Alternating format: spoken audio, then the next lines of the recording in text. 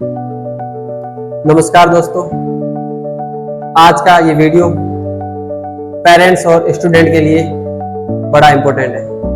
मतलब माता पिता और बच्चों के रिश्ते के बारे में कुछ बातें करने वाले हैं। पिछले हफ्ते में एक बुक पढ़ रहा था, साइन ऑफ सक्सेस करके।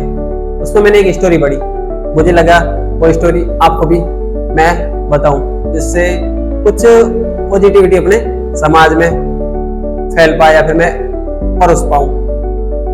बात कुछ यूं थी कि एक फैमिली होती है जिसमें माता पिता और एक बच्ची होती है।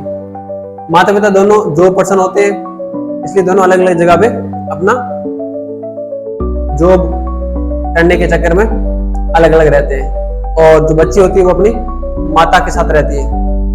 बच्ची पढ़ाई में होशियार होती है, इंटेलिजेंट होती है, बट उनकी जो माता श्री है वो बच्ची पे इतना प्रेशर बना रहे हैं कि उसको कैसे भी करके मैरिड में तो आना ही है। बच्ची 10th क्लास में होती है। माता जी उनको बोलते हैं कि आप अगर फर्स्ट डिवीजन पास हो रहे हो ना तो वो आपके लिए इनफ नहीं है, आपको कैसे भी करके मैरिड में तो आना ही है।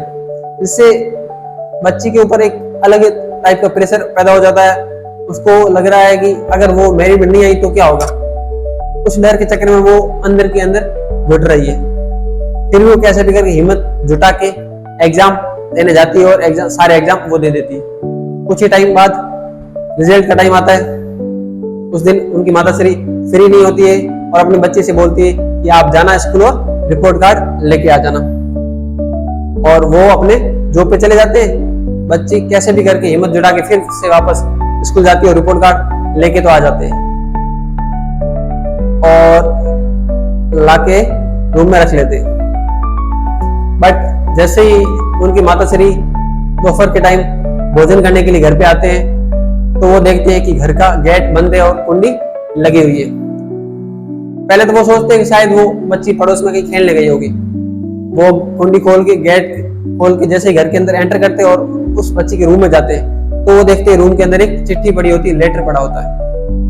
उनके मन में थोड़ी सी बेचैनी तो होती है, बट वो जैसे लेटर उठाए और पढ़ना शुरू करें, उसमें लिखा होता है, मुझे माफ करना मम्मी, मुझे ये बताते हुए बड़ा संकोच हो रहा है कि मैं घर छोड़ के जा रही हूं।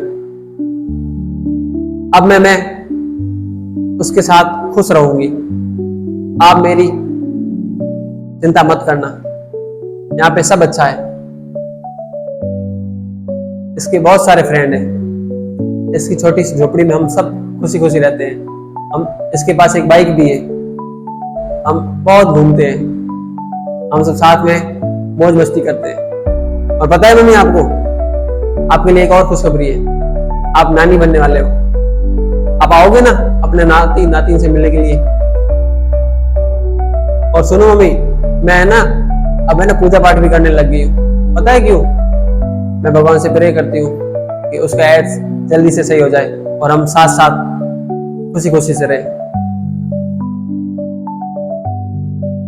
ये सब सुनते ही माता जी के तो शरीर एकदम पसीना पसीना हो जाता है।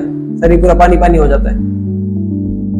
और फिर एक नीचे छोटा सा नोट लिखा हुआ होता है, मम्मी आप डरो मत, मैं कहीं नहीं हूँ, बस पड़ोस की आंटी के घर पे हूँ। मैं बस आपको ये बता रही थी कि जो मेरा रिपोर्ट कार्ड है ना, उससे भी डरावना बहुत कुछ हो सकता है, पर मैं आपकी बेटी हूं, मैं ऐसा कुछ भी नहीं करूंगी। मतलब उस बच्चे ने अपने को क्या सिखाया?